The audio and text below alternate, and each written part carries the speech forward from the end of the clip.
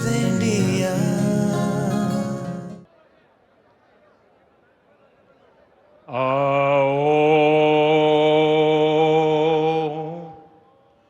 माता वैष्णो देवी दे चरणे च मत्था टेकना। जय माता दी। जम्मू कश्मीर के लेफ्टिनेंट गवर्नर मनोज सिन्हा जी, मुख्यमंत्री उमर अब्दुल्ला जी, केंद्रीय मंत्रिमंडल के मेरे सहयोगी अश्विनी वैष्णव जी, जितेंद्र सिंह, वी सोमन्ना जी, डिप्टी सीएम सुरेंद्र कुमार जी, जम्मू कश्मीर विधानसभा में नेता विपक्ष सुनील जी, संसद में मेरे साथी जुगल किशोर जी, अन्य जनप्रतिनिधिगण और मेरे प्यारे भाई और बहनों,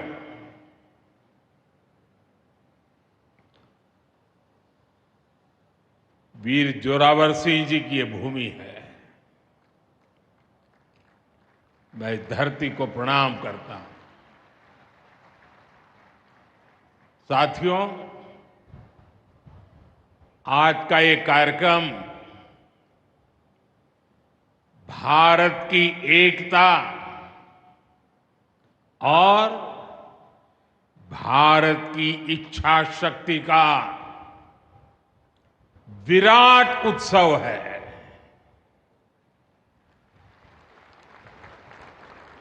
माता वैष्णो देवी के आशीर्वाद से आज वादी कश्मीर भारत के रेल नेटवर्क से जुड़ गई है। मां भारती का वर्णन करते हुए हम श्रद्धा भाव से कहते आए हैं, कश्मीर से कन्याकुमारी, ये अब रेलवे नेटवर्क के लिए भी हकीकत बन गया है। उधमपुर, श्रीनगर, बारामूला, ये रेल लाइन प्रोजेक्ट ये सिर्फ नाम नहीं है, ये जम्मू कश्मीर के नए सामर्थ्य की पहचान है। भारत के नए सामर्थ्य का जयघोष है। थोड़ी देर पहले मुझे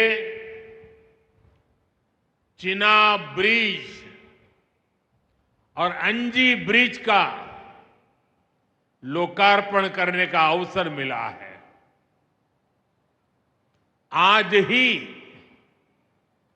2 नई वंदे भारत ट्रेनें जम्मू कश्मीर को मिली है। यहां जम्मू में नए मेडिकल कॉलेज का शिलान्यास हुआ है। 46,000 करोड़ रुपए के प्रोजेक्ट्स जम्मू और कश्मीर के विकास को नई गति देंगे। मैं आप सभी लोगों को विकास के नए दौर के लिए बहुत बहुत बधाई देता हूं। साथियों, जम्मू कश्मीर की अनेक पीढ़ियां रेल कनेक्टिविटी का सपना देखते देखते गुजर गई। मैं कल सीएम उमर अब्दुल्ला जी का एक बयान देख रहा था और अभी भाषण में भी बताया। वो भी बोले थे कि जब वो 7वीं 8वीं में पढ़ते थे तब से इस प्रोजेक्ट को पूरा होने का इंतजार कर रहे थे। आज जम्मू कश्मीर के लाखों लोगों का सपना पूरा हुआ है। और ये भी हकीकत है, जितने अच्छे काम है ना, वो मेरे लिए ही बाकी रहे हैं। साथियों, ये हमारी सरकार का सौभाग्य है कि इस प्रोजेक्ट ने हमारे कार्यकाल में गति पकड़ी और हमने इसे पूरा करके दिखाया। बीच में कोविड के कालखंड के कारण भी अनेक मुसीबतें आई, लेकिन हम डटे रहे। साथियों, रास्ते में आने जाने की मुश्किलें, मौसम की परेशानी, लगातार पहाड़ों से गिरते पत्थर, ये प्रोजेक्ट पूरा करना मुश्किल था, चुनौतीपूर्ण था। लेकिन हमारी सरकार ने चुनौती को ही चुनौती देने का रास्ता चुना है। आज जम्मू कश्मीर में बन रहे अनेकों ऑल वेदर इंफ्रास्ट्रक्चर प्रोजेक्ट इसका उदाहरण है। कुछ महीने पहले ही सोनमर्ग टनल शुरू हुई है। अभी कुछ देर पहले ही मैं चिनाब और अंजी ब्रिज से होकर आपके बीच आया हूं। इन पुलों पर चलते हुए मैंने भारत के बुलंद इरादों को, हमारे इंजीनियर्स, हमारे श्रमिकों के हुनर और हौसले को जिया है। चिनाब ब्रिज दुनिया का सबसे ऊंचा रेलवे आर्च ब्रिज है। लोग फ्रांस में, पेरिस में एफिल टावर देखने के लिए जाते हैं, और ये ब्रिज एफिल टावर से भी बहुत ऊंचा है। अब लोग चिनाब ब्रिज के जरिए कश्मीर देखने तो जाएंगे ही, ये ब्रिज भी अपने आप में एक आकर्षक टूरिस्ट डेस्टिनेशन बनेगा। सब लोग सेल्फी पॉइंट पर जाकर के सेल्फी निकालेंगे। हमारा अंजी ब्रिज भी इंजीनियरिंग का बेहतरीन नमूना है। ये भारत का पहला केबल सपोर्टेड रेलवे ब्रिज है। ये दोनों ब्रिज सिर्फ ईंट, सीमेंट, स्टील और लोहे के ढांचे नहीं है। ये पीर पंजाल की दुर्गम पहाड़ियों पर खड़ी भारत की शक्ति का जीवंत प्रतीक है। ये भारत के उज्जवल भविष्य की सिंह गर्जना है। ये दिखाता है विकसित भारत का सपना जितना बड़ा है, उतना ही बुलंद हमारा हौसला है, हमारा सामर्थ्य है। और सबसे बड़ी बात, नेक इरादा है, अपार पुरुषार्थ है।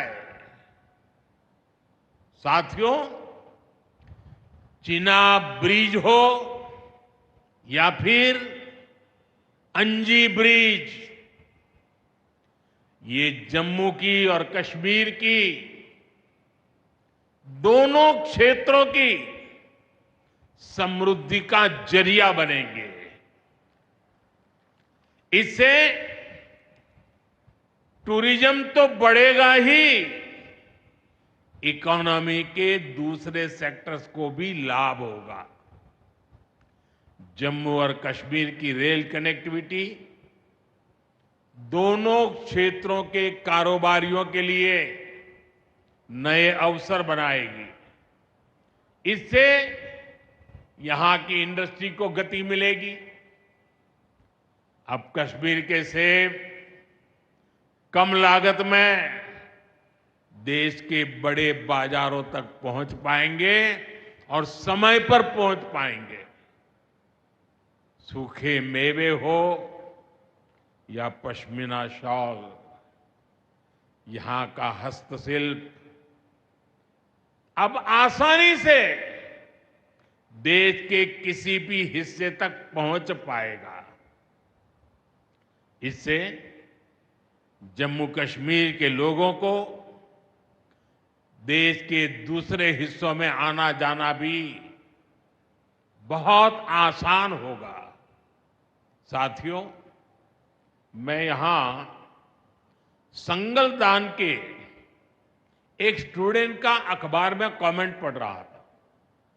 उस स्टूडेंट ने कहा कि उसके गांव के उन्हीं लोगों ने अब तक ट्रेन नहीं देखी थी जो गांव से बाहर गए। गांव के ज्यादातर लोगों ने ट्रेन का सिर्फ वीडियो ही देखा था।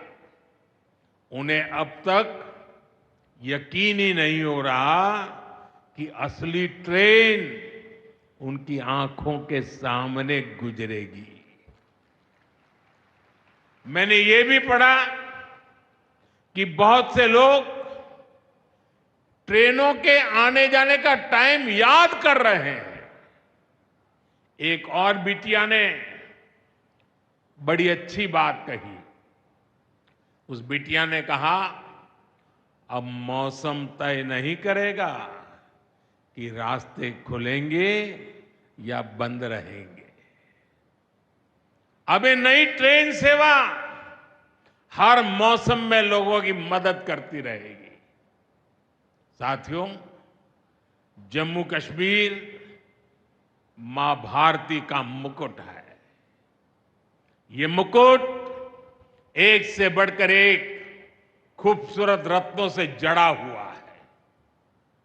ये अलग अलग रत्न जम्मू कश्मीर का सामर्थ्य है।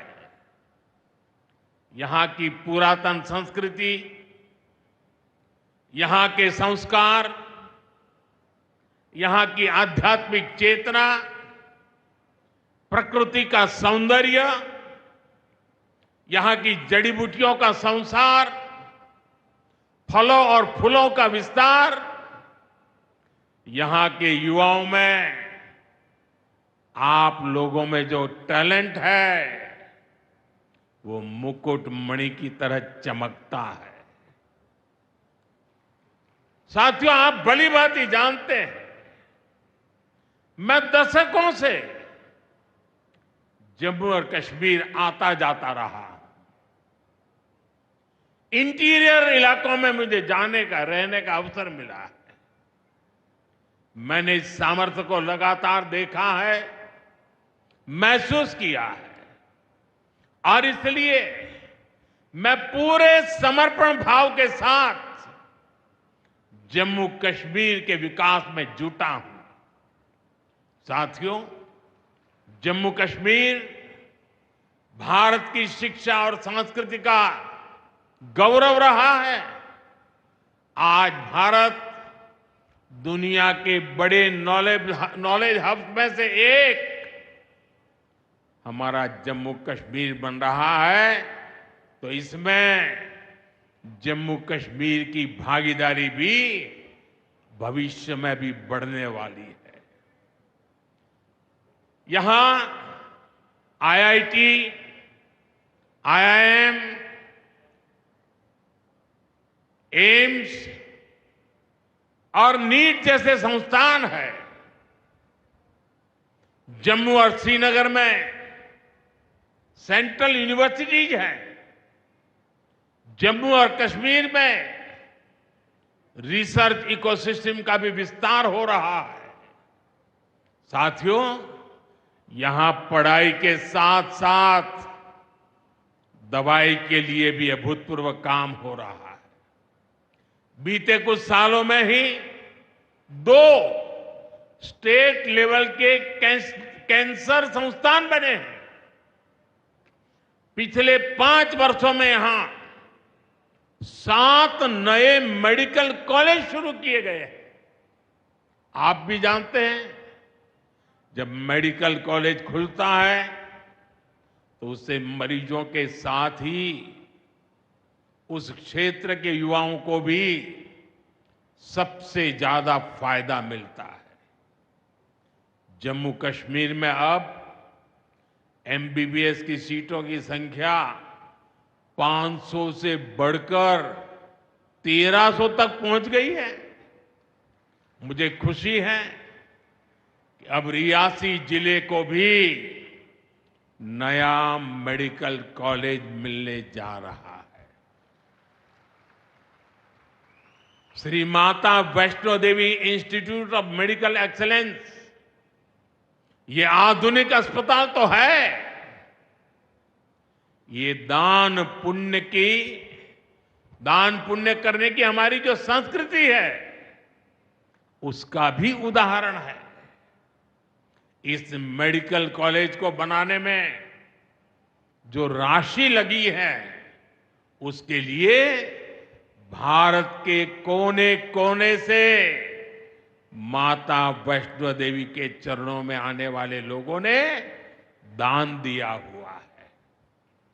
मैं श्री माता वैष्णो देवी श्राइन बोर्ड को, उनके अध्यक्ष मनोज जी को इस पवित्र कार्य के लिए बहुत बहुत शुभकामनाएं देता हूं।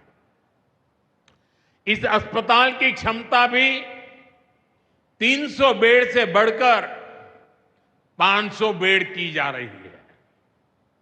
कटरा में माता वैष्णो देवी के दर्शन करने आने वाले लोगों को भी इससे बहुत सहूलियत रहने वाली है। साथियों, केंद्र में भाजपा एनडीए की सरकार को अब 11 साल हो रहे हैं। ये 11 साल गरीब कल्याण के नाम समर्पित रहे हैं। प्रधानमंत्री आवास योजना से 4 करोड़ गरीबों का पक्के घर का सपना पूरा हुआ है। उज्ज्वला योजना से 10 करोड़ रसोइयों, उसमें धुएं का अंत हुआ है। हमारी बहनों को, बेटियों को उनकी सेहत की रक्षा हुई है। आयुष्मान भारत योजना से 50 करोड़ गरीबों को 5 लाख रुपए तक का मुफ्त इलाज मिला है। प्रधानमंत्री गरीब कल्याण अन्न योजना से हर थाली में भरपेट अनाज सुनिश्चित हुआ है।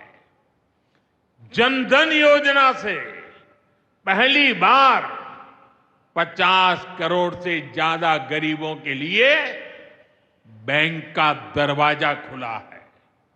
सौभाग्य योजना से अंधेरे में जी रहे 2.5 करोड़ परिवारों में बिजली की रोशनी पहुंची है। स्वच्छ भारत मिशन के तहत बने 12 करोड़ शौचालयों ने खुले में शौच की मजबूरी से मुक्ति दिलाई है। जल जीवन मिशन से 12 करोड़ नए घरों में नल से जल पहुंचने लगा है। महिलाओं का जीवन आसान हुआ है। पीएम किसान सम्मान निधि से 10 करोड़ छोटे किसानों को सीधी आर्थिक सहायता मिली है। साथियों, सरकार के ऐसे अनेक प्रयासों से पिछले 11 साल में 25 करोड़ से ज्यादा गरीबों ने गरीबी को, हमारे ही गरीब भाई बहनों ने गरीबी के खिलाफ जंग लड़ा और 25 करोड़ गरीब गरीबी को परास्त कर करके विजयी होकर के गरीबी से बाहर निकले हैं। अब वो नए मध्यम वर्ग का हिस्सा बने हैं। जो लोग अपने आप को समाज व्यवस्था के एक्सपर्ट मानते हैं, बड़े खेरखा मानते हैं, जो लोग अगड़े पिछड़े की राजनीति में डूबे रहते हैं, जो लोग दलितों के नाम पर राजनीतिक रोटियां सेकते रहे हैं,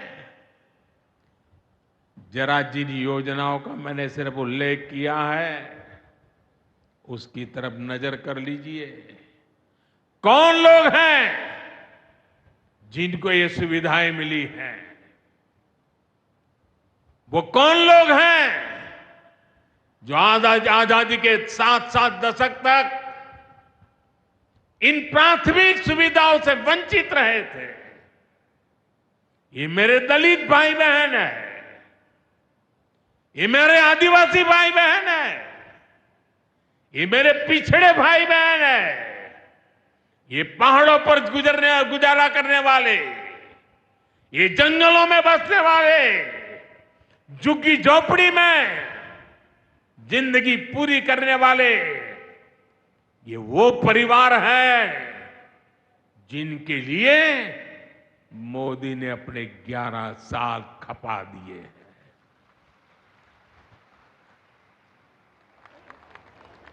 केंद्र सरकार का प्रयास है कि गरीबों को, नए मध्यम वर्ग को ज्यादा से ज्यादा ताकत दे। 1 रैंक 1 पेंशन हो, 12 लाख रुपए तक की सैलरी को टैक्स फ्री करना हो, घर खरीदने के लिए आर्थिक सहायता देना हो, सस्ती हवाई यात्रा के लिए मदद देनी हो, हर तरह से सरकार गरीब और मध्यम वर्ग के साथ कंधे से कंधा मिलाकर चल रही है। साथियों, गरीबों को गरीबी से मुक्ति पाने के लिए उनका मदद करना, लेकिन ईमानदारी से जीने वाले, देश के लिए समय समय पर टैक्स देने वाले मध्यम वर्ग की ताकत बढ़ाना, इसके लिए भी आजादी में पहली बार इतना काम हुआ है जो हमने करके दिखाया है। साथियों, हम अपने यहां नौजवानों के लिए लगातार रोजगार के नए अवसर बढ़ा रहे हैं और इसका एक अहम जरिया है टूरिज्म। टूरिज्म से रोजगार मिलता है, टूरिज्म लोगों को जोड़ता है, लेकिन दुर्भाग्य से हमारे पड़ोस का देश मानवता का विरोधी, मेलजोल का विरोधी, टूरिज्म का विरोधी। इतना ही नहीं, वो ऐसा देश है जो गरीब की रोजी रोटी का भी विरोधी है। 22 अप्रैल को पहलगाम में जो कुछ हुआ वो इसी का उदाहरण है। पाकिस्तान ने पहलगाम में इंसानियत और कश्मीरियत दोनों पर वार किया। उसका इरादा भारत में दंगे कराने का था।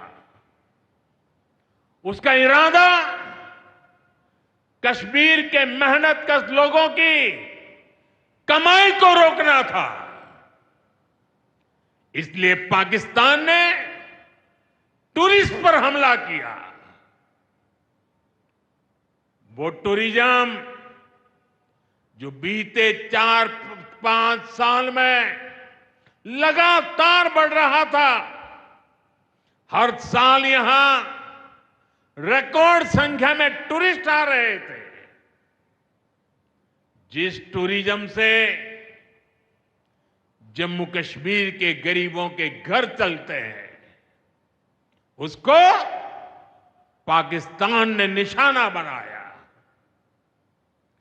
कोई घोड़े चलाने वाला, कोई पोर्टर, कोई गाइड, कोई गेस्ट हाउस वाला, कोई दुकान ढाबा चलाने वाला,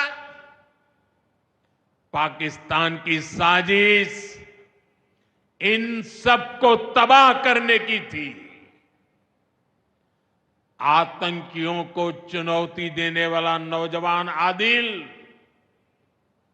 वो भी तो वहां मेहनत मजदूरी करने गया था, लेकिन अपने परिवार की देखरेख कर सके इसलिए मेहनत कर रहा था।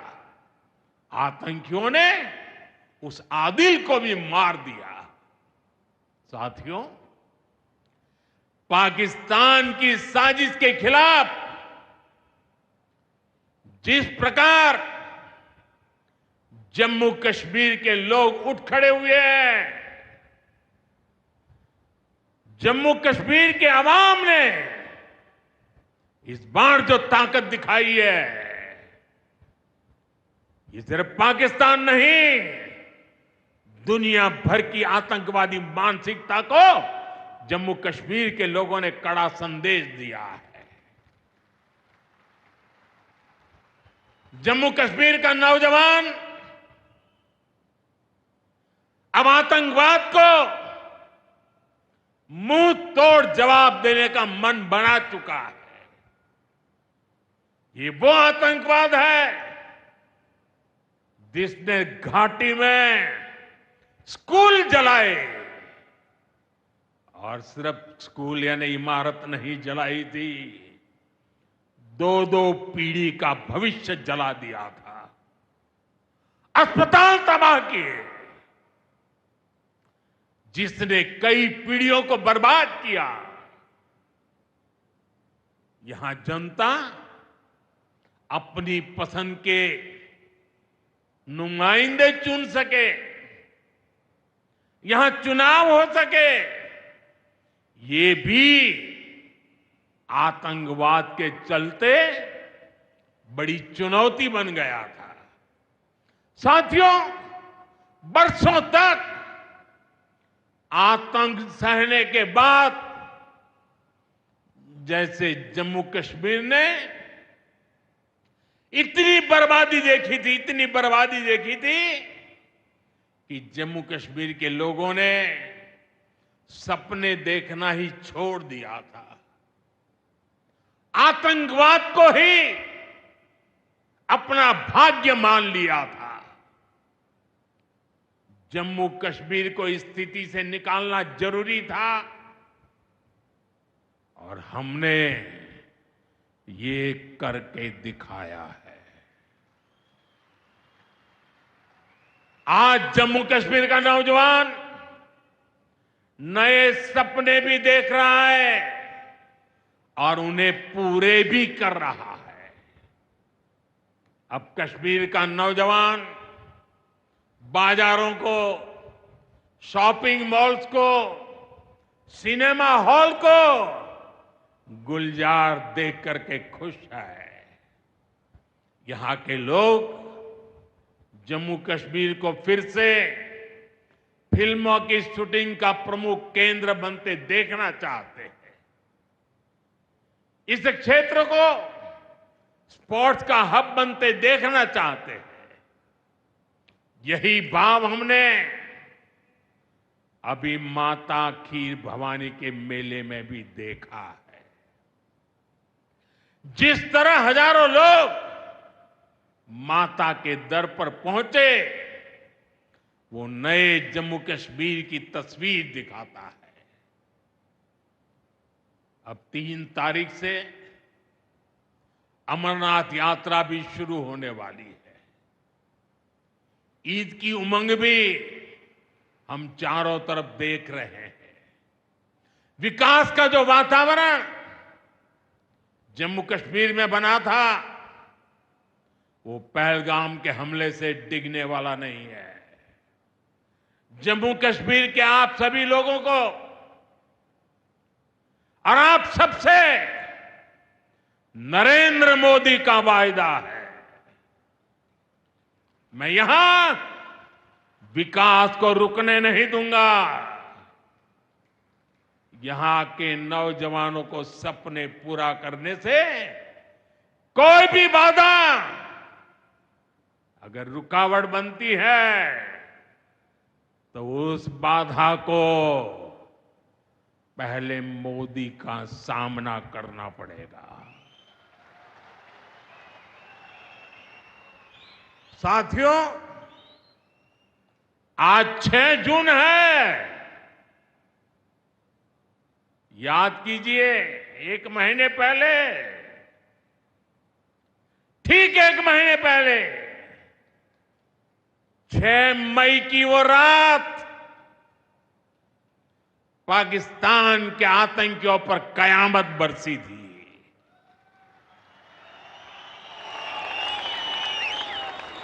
अब पाकिस्तान कभी भी ऑपरेशन सिंदूर का नाम सुनेगा तो उसे अपनी शर्मनाक शिकस्त याद आएगी।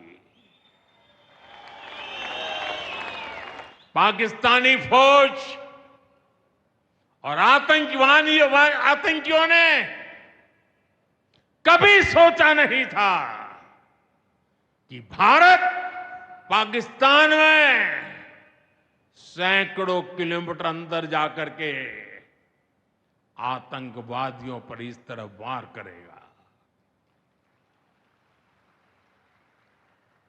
बरसों की मेहनत से उन्होंने आतंक की जो इमारतें बनाई थी, वो कुछ ही मिनटों में खंडहर में बदल गई है। और ये देख पाकिस्तान बुरी तरह बौखला गया था और उसने अपना गुस्सा जम्मू के, पूंछ के दूसरे जिलों के लोगों के पर भी निकाला।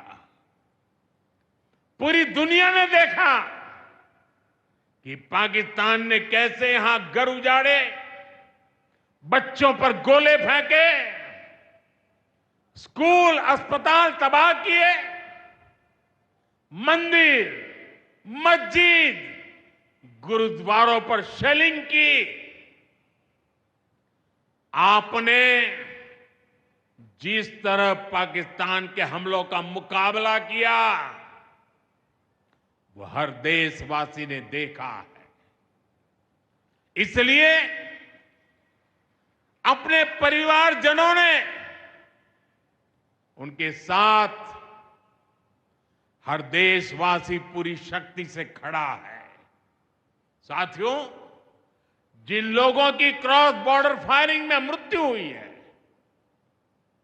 उनके परिवार के सदस्य को कुछ दिन पहले ही नियुक्ति पत्र सौंपे गए हैं।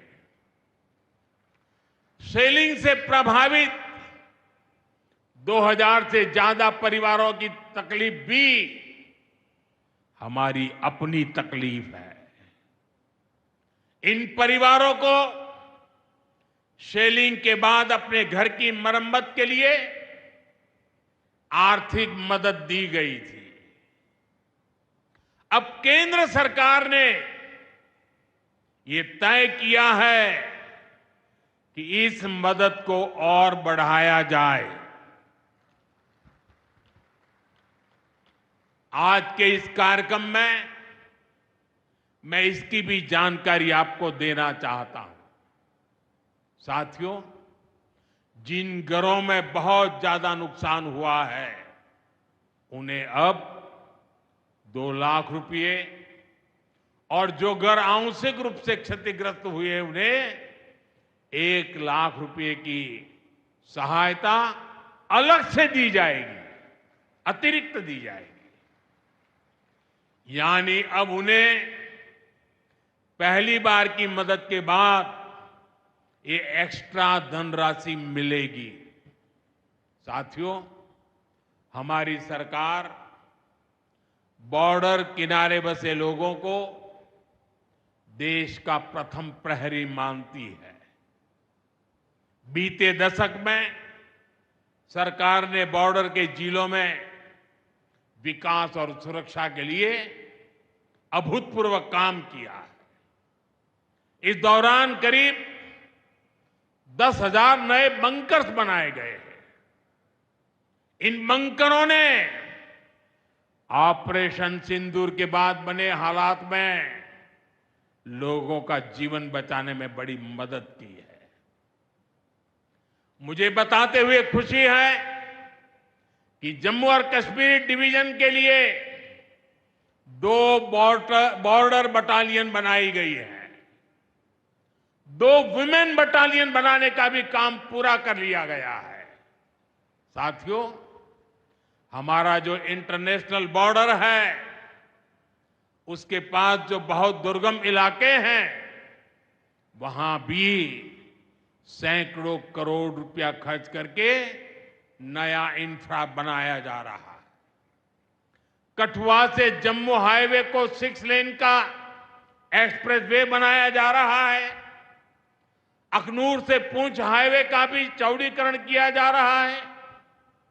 वाइब्रेंट विलेज प्रोग्राम के तहत भी बॉर्डर के गांवों में विकास के काम को और गति दी जा रही है।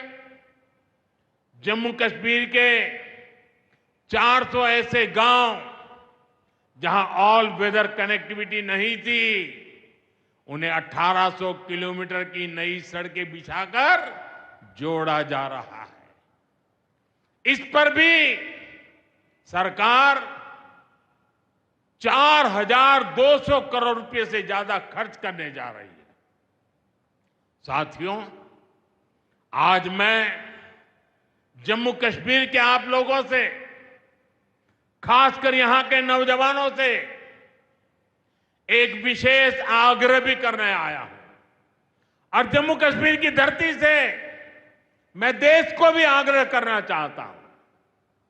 आपने देखा है कि कैसे ऑपरेशन सिंदूर ने आत्मनिर्भर भारत की ताकत दिखाई है।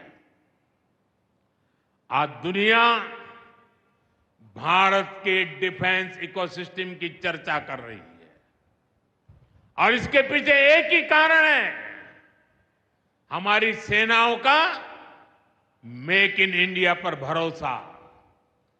सेनाओं ने जो कर दिखाया, अब वही हर भारतवासी को दोहराना है।